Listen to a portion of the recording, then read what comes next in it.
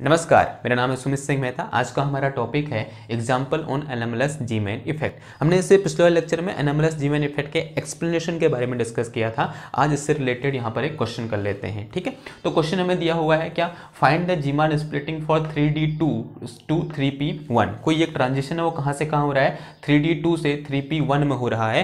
यानी ये कैसा ट्रांजिशन है, एक कब है ट्रांजिशन जब हमारे पास कोई भी एक्सटर्नल मैग्नेटिक फील्ड नहीं लगा है। जी-मैन स्प्लिटिंग कब देखने को मिलती है हमको, जब हम क्या लगाते हैं, कुछ एक्सटर्नल मैग्नेटिक फील्ड लगाते हैं या फिर एटम को कहां रखते हैं, किसी वीक मैग्नेटिक फील्ड में रखते हैं, तो हमें क्या देखने को मिलता है, जी-मैन स्प्लिटिंग देखने को मिलता है, या फिर बोल सकते हैं एनोमलस जी-मैन स्प्लिटिंग देखने को मिलती है। तो इस टाइम पर हमारे पास क्या है, ये क्या है, एक ट्रांजिशन है वो कहां से कहां हो रहा है, 3D2 से 3P1 में हो रहा है। तो हमें बताना है कि जो दो लेवल है हमारे पास, इस लेवल से इस लेवल में ट्रांजिशन हो रहा है, तो ये दो लेवल हैं आफ्टर अप्लाइंग मैग्नेटिक फील्ड कितने कंपोनेंट में क्या हो जाएंगे, स्प्लिट हो जाएंगी, ठीक है। या फिर हमको बताना है जो यहाँ पर सिंगल स्पेक्ट्रल लाइन है वो कितने कंपोनेंट में क्या हो जाएगी, स्प्लिट हो जाएगी। कब, जब हम क्या लगाएंगे यहाँ पर कोई एक्सटर्नल मैग्नेटिक फील्ड लगाएंगे, ठीक। नाउ जैसे कि हम जानते हैं from anomalous Zeeman effect, interaction energy या फिर change in energy after applying magnetic field can be written as del T. Del T क्या है यहाँ हमारे पास, चेंज इन एनर्जी बोल सकते हैं इसको, दूसरा क्या बोलते हैं हम, इंटरेक्शन एनर्जी बोलते हैं। This interaction energy can be written as is express as G into M J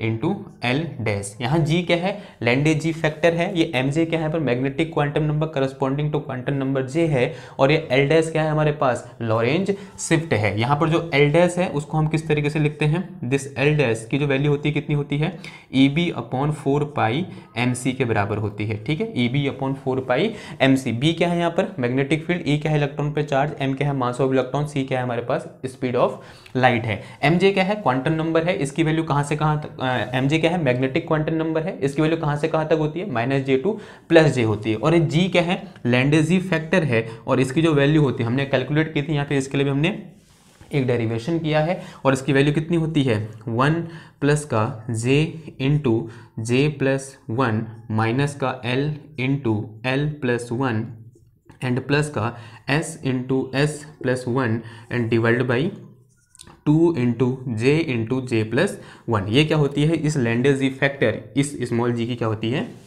value होती है, जहाँ ये J, L और S क्या है, क्वांटम नंबर है, ठीक है ना। अब हम जैसे कि हमने जब एनोमलस जी-मैन इफेक्ट को एक्सप्लेन किया था तो हमने टेबल जैसी बनाई थी। सबसे पहले हमने टर्म लिखा था, उसके बाद हमने नंबर ऑफ लेवल यानी कितने लेवल में स्प्लिट हो जाए वो लिखा था, फिर उसके बाद जी की वैल्यू कैलकुलेट की थी। तो उस तरीके से यहाँ पर क्या बना लेते हैं, एक टेबल बना लेते हैं। उस टेबल के अकॉर्डिंग हम क्या करेंगे, ये बताएंगे कि जो यहाँ पर ये सिंगल स्पेक्ट्रल लाइन है ये कितने लाइन में क्या हो जाएगी, स्प्लिट हो जाएगी, ठीक है। तो सबसे पहले यहाँ पर क्या लिख देते हैं, लेवल लिख देते हैं। तो हमें इनिशियली कितने लेवल दे रखे हैं, 2 लेवल दे रखे हैं। एक क्या है मेरे पास 3D2 है, पहला लेवल क्या है मेरे पास यहाँ पर 3D2 लेवल है। अगर ये 3D2 लेवल है, ये क्या है 3। अब देखो, अब जो ये क्या है, एक स्पेक्ट्रल टर्म को दिखा रहा है ना, तो ये स्पेक्ट्रल को कैसे लिखते हैं हम, 2s प्लस 1 एंड यहाँ पर क्या आता है L और यहाँ क्या आता है J आता है। तो 2s प्लस 1 की जो क्या है मेरे पास 3 है, तो इसका मतलब s की वैल्यू कितनी होगी, आप बता सकते हैं, s की वैल्यू कितनी होगी, 1 होगी, ठीक है। जब s की जगह 1 पुट करोगे तो वहाँ कितना आ जाएगा 3 आ जाएगा, सॉरी, ओके ना। अब यहाँ पर क्या है, D है, यानी L की जो कितना है D है, और अगर D है तो D L कितना होता है D के लिए 2 होता है, तो यहाँ पर L की जो कितना आ जाएगा 2 आ जाएगा, और यहाँ पर जो J है वो कितना है मेरे पास 2 है, ठीक है। ये तो क्या हो गया, पहला टर्म, पहला लेवल हो गया या पहला टर्म हो गया। दूसरा लेवल क्या है हमारे पास 3P1 है। अब दूसरे लेवल के लिए देखो 3 है, अगेन 3 है, तो इसके लिए S स्पिन क्वांटम नंबर की वैल्यू कितनी हो जाएगी, 1 हो जाएगी, और L तो कितना हो जाएगा इसके लिए P यानी कितना होगा L 1 हो जाएगा, और ये क्या है J यानी कितना हो जाएगा इसके लिए 1 हो जाएगा, ठीक है। इतना बात क्लियर हुआ आपके पास। नाउ नेक्स्ट कॉलम में यहाँ पर लेते हैं नंबर ऑफ लेवल, क्या लिख देते हैं यहाँ पर, नंबर ऑफ लेवल। कब, जब हमने क्या लगाया, एक्सटर्नल मैग्नेटिक फील्ड लगाया। हमने पढ़ा था एनोमलस जी-मैन इफेक्ट के एक्सप्लेनेशन में, जैसे ही हम क्या लगाते हैं, एक्सटर्नल मैग्नेटिक फील्ड लगाते हैं, जो ईच J लेवल होती है वो कितने लेवल में स्प्लिट हो जाती है, 2J प्लस 1 लेवल में क्या हो जाती है, स्प्लिट हो जाती है। तो टोटल नंबर ऑफ लेवल कितने आएंगे यहाँ पर, 2J प्लस 1 लेवल आएंगे। अब इस केस के लिए देखो यहाँ J कितना है 2 है, तो उसके लिए 2J प्लस 1 करोगे तो कितना लेवल आ जाएगा यहाँ पर, 5 लेवल में स्प्लिट हो जाएगी। यानी ये लेवल कितने लेवल में स्प्लिट होगी, 5 लेवल में, और ये लेवल कितने लेवल में स्प्लिट हो जाएगी, J कितना है इसके लिए 1 है, यहाँ 1 पुट करोगे तो कितना आ जाएगा, ये 3 आ जाएगा। तो ये लेवल कितने लेवल में स्प्लिट होगी, ये तीन लेवल में क्या हो गई है, स्प्लिट हो गई है। ठीक है, नाउ अब हम क्या कैलकुलेट कर देंगे ऐसे, जी यानी लैंडेज जी फैक्टर की वैल्यू कैलकुलेट कर देंगे। और लैंडेज जी फैक्टर की वैल्यू कैसे कैलकुलेट करेंगे, यहाँ पर जे, एल और एस की वैल्यू पुट करोगे। ये जे है, ये एल है, ये एस है, ये वैल्यू यहाँ पुट करो, कुछ आंसर आएगा। ठीक, आप इतना तो कर सकते हो ना कि यहाँ से एल की जगह 2 पुट किया और जे की जगह 2 पुट किया, एस की जगह 1 पुट किया, इसे कैलकुलेट किया, जो आंसर आएगा वही किसकी वैल्यू होगी, इस जी की वैल्यू होगी। ठीक है, तो मैंने पहले से कैलकुलेट किया हुआ है तो मैं यहाँ पर लिख देता हूँ। तो इसकी वैल्यू आती है, कितनी आती है, 7/6 आती है। ठीक है, नाउ जो इसके लिए सिमिलरली यहाँ पर एस की जगह 1, एल की जगह 1 और जे की जगह कितना पुट करोगे, 1 पुट करोगे। ठीक है, तो कितना आ जाएगा देखो, 3/2 आ जाएगा। ठीक है, इतनी बात समझ में आई। नाउ नेक्स्ट लेवल में देखते हैं, नेक्स्ट कॉलम में क्या कैलकुलेट कर देंगे हम यहाँ पर, एम जे, यानी एम जे का मतलब क्या हुआ यहाँ पर, मैग्नेटिक क्वांटम नंबर। अभी मैग्नेटिक क्वांटम नंबर कहाँ से कहाँ लाई करता है, -J2 प्लस जे के बीच में लाई करता है, -J2 प्लस जे लाई करता है। अब यहाँ पर जे की वैल्यू कितनी है, 2 है, तो कहाँ से कहाँ लाई करेगा, -2 से +2 लाई करेगा। तो इसकी कितनी वैल्यू हो जाएंगी, 5 वैल्यू हो जाएंगी, कितनी, -2, -1, 0, 1 और 2, कितनी वैल्यू आ गई इसका, टोटल 5 वैल्यू आ गई। सिमिलरली इस केस के लिए देखो कितनी हो जाएगी, एम जे की वैल्यू कितनी हो जाएंगी, 3 हो जाएंगे। कहाँ से कहाँ तक, -1 to +1 हो जाएगी, क्योंकि -J2 + J लाई करता है।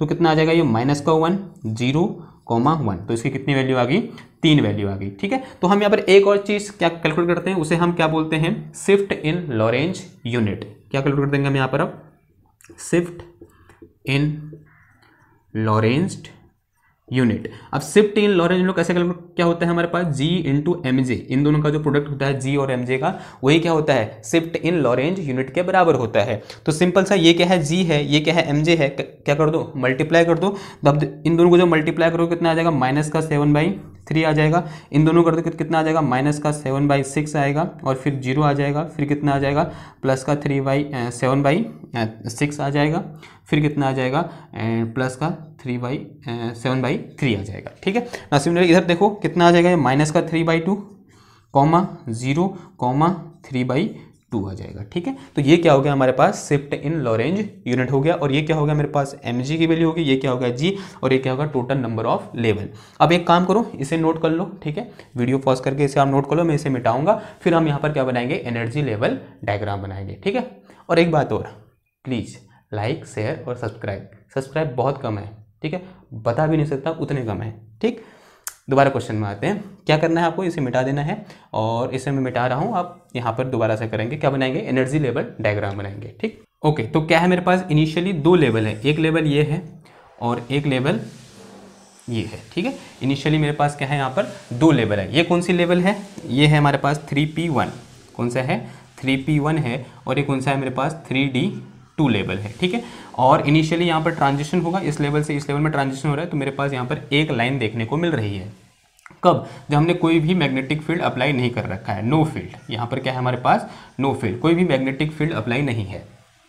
नाउ जैसे ही हम मैग्नेटिक फील्ड अप्लाई करते हैं, ये लेवल कितने लेवल में स्प्लिट हो गई, 3 लेवल में, और ये लेवल कितने लेवल, ये वाली लेवल कितने लेवल में स्प्लिट हो गई है, 5 लेवल में। ठीक है, तो यहाँ पर मैं क्या बना देता हूँ, 3 लेवल बना देता हूँ। सबसे पहले ये क्या होगा मेरे पास, पहले लेवल, ये क्या होगा मेरे पास, दूसरी लेवल, और ये क्या होगा मेरे पास, तीसरे लेवल। इसको थोड़ा मैं और दूर तक बना दूं ऐसे करके, तो यहाँ पर ये 3 लेवल मुझे इस तरीके से देखने को मिले। किसके लिए, इस लेवल के लिए, इस 3P1 के लिए। ठीक है, नाउ अब इन लेवल को कौन, अब इन हर लेवल के लिए क्या होगा, इस mj की वैल्यू होगी। देखो इसके लिए कितनी हो जाएगी mj की वैल्यू, -1, इसके लिए कितनी हो जाएगी, -1, इसके लिए कितनी हो जाएगी, 0, इसके लिए कितनी हो जाएगी, 1 हो जाएगी। ठीक, और ये जो mj = 0 वाली लेवल की जो एनर्जी होगी, इस लेवल की एनर्जी के बराबर होगी। ठीक है, यानी इसमें कोई भी चेंज इन एनर्जी नहीं आएगा। ओके, ना सिमिलरली अब इसके लिए देखो, ये लेवल कितने लेवल में स्प्लिट हो गई है, 5 लेवल में स्प्लिट हो गई है। तो यहाँ पर क्या बना देंगे हम, 5 लेवल बना देंगे। सबसे पहले 1, 2, 3,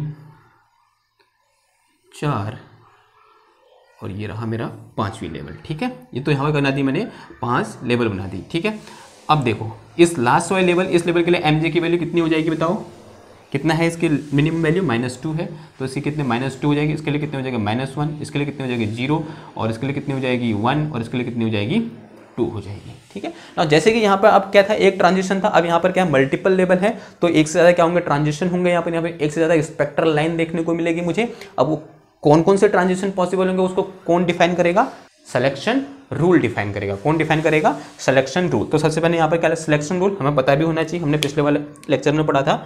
दोबारा से देख लेते हैं कि सिलेक्शन रूल हमारे पास क्या क्या होते हैं। इसे मिटा देता हूँ। Selection rule, selection rule for anomalous Zeeman effect क्या होता है हमारे पास? Only those transition are possible for which this del M J is equal to either 0 और आइदर +-1। या तो क्या होना चाहिए, इस डेल एम जे की वैल्यू 0 होना चाहिए या क्या होना चाहिए, +-1 होना चाहिए। लेकिन यहाँ पर एक एक्सेप्शनल केस है, but this M J is equal to 0 से एम जे इक्वल टू 0 में ट्रांजिशन पॉसिबल नहीं होता है। M J is equal to 0 से एम जे इक्वल टू 0 में ट्रांजिशन पॉसिबल नहीं होता है। कब? जब डेल जे इक्वल टू कितना हो, 0 हो।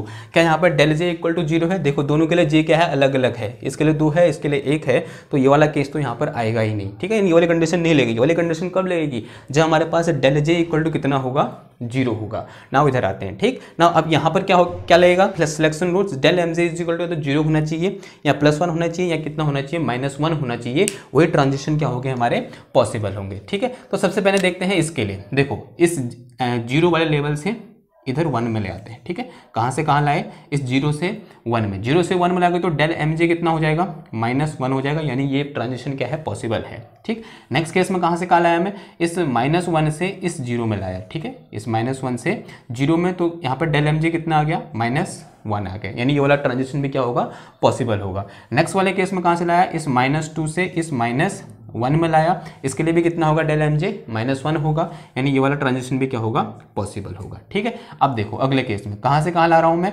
इस 1 से एम जे इक्वल टू 1 से कहाँ ला रहा हूँ, 1 में ला रहा हूँ। तो एम जे इक्वल टू 1 से एम जे इक्वल टू 1 में आया तो कितना हो जाएगा, डेल एम जे 0 हो जाएगा, यानी ये वाला ट्रांजिशन भी क्या है, पॉसिबल है। नेक्स्ट वाला में देखो 0 से 0, अब जैसे कि अभी यहाँ पर देखा हमने, क्या 0 से 0 नॉट अलाउ है। कब? जब डेल जे इक्वल टू कितना हो, 0 हो, लेकिन डेल जे इक्वल टू 0 यहाँ पर नहीं है, तो यानी ये वाला ट्रांजिशन भी यहाँ पर अलाउ होगा, यानी एम जे इक्वल टू 0 से M J equal to 0 allow होगा, क्योंकि यहाँ पर डेल जे इक्वल टू 0 नहीं है। अगर डेल जे इक्वल टू 0 होता तब ये वाला ट्रांजिशन अलाउ नहीं होता, लेकिन यहाँ पर तो ऐसा केस है नहीं, तो यहाँ पर ये अलाउ होगा। ठीक, अब नेक्स्ट केस में कहाँ से कहाँ आ जाएगा, इस -1 से ये -1, तो इस केस में भी हमारे पास क्या है, डेल एम जे होगा, वो कितना होगा, 0 होगा। ओके, नाउ नेक्स्ट केस में देखते हैं, यानी ये तीन ट्रांजिशन भी क्या होंगे, अलाउ होंगे।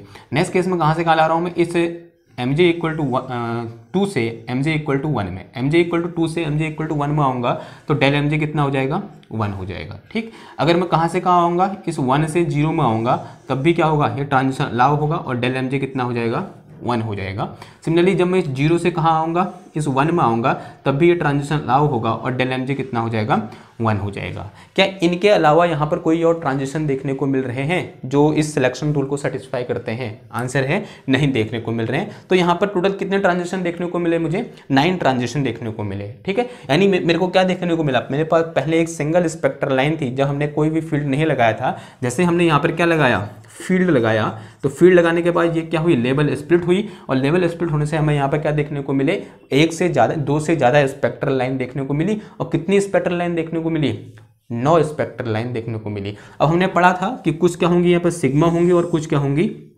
सिग्मा होंगे और कुछ क्या होंगी, पाई कंपोनेंट होंगे, यानी कुछ कंपोनेंट क्या होंगे, सिग्मा कंपोनेंट, और कुछ कंपोनेंट क्या होंगे, pi component. And since we know, अगर del M J is equal to 0 होगा जिनके लिए, वो किसको दिखाते हैं, पाई कंपोनेंट को दिखाते हैं। किसको दिखाते हैं, पाई कंपोनेंट को। अगर del M J is equal to कितना हो, +-1 हो, तो वो किसको दिखाते हैं, सिग्मा कंपोनेंट को दिखाते हैं। किनको दिखाते हैं, सिग्मा कंपोनेंट को। अब इनके लिए, इसके लिए क्या है, डेल एम जे कितना है, -1, तो किसको दिखाएंगे, ये सिग्मा कंपोनेंट को दिखाएंगे। तो मैं इस तरीके से क्या करते रहा, इनको रिप्रेजेंट कर देता हूँ।